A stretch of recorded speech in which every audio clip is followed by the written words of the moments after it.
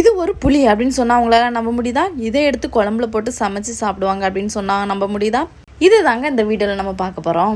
நம்ம ஊரில் புளிய மரத்தில் எப்படி புளி இருக்கோ அதே மாதிரி இது இங்கே ஒரு டைப்பான புளி, சாப்பிட்றதுக்கு யூஸ் பண்ணுற புளி. இதோட பேர் பார்த்தீங்கன்னா இரும்பாம் புளி, செம்மீன் புளி, புளிச்சக்கான்னு சொல்லுவாங்க. ஒரு இடத்துக்கு தகுந்த மாதிரி ஒரு பேர் சொல்லுவாங்க. இதை எப்படி யூஸ் பண்ணணும்னு பார்த்தீங்கன்னா ஃபோட்டோவில் காட்டுற ரவுண்டு பண்ணியிருக்கிற இந்த மாதிரி மீடியமாக இருக்கிறது தாங்க நம்ம யூஸ் பண்ணணும். பெருசா அல்லது சின்னதாக இருக்கிறத நம்ம யூஸ் பண்ணோம்னா அது வந்து தோப்பாக இருக்கும், அதெல்லாம் இனிப்பாக இருக்கும். அது வந்து டேஸ்ட் நல்லா இருக்காது. புளி பக்குவத்துக்கு வேணும் அப்படின்னா இந்த மாதிரி மீடியமாக இருக்கிறத நம்ம யூஸ் பண்ணலாம். இதை வச்சு என்னெல்லாம் பண்ணுவாங்கன்னு பார்த்தீங்கன்னா நம்ம புளிக்கு பதில் இந்த புளியை மீன் குழம்புல போட்டு சமைப்பாங்க. அப்படி ஒரு டேஸ்ட்டாக இருக்குங்க. அது போக இது எதுக்கு செம்மீன் புளி அப்படின்னு சொல்கிறாங்கன்னு பார்த்தீங்கன்னா பிராணி இருக்குல்ல, அதை கேரளாவில் செம்மீன்னு சொல்லுவாங்க. அதுலேயும் புளிக்கு பதில் இதை தாங்க யூஸ் பண்ணுவாங்க.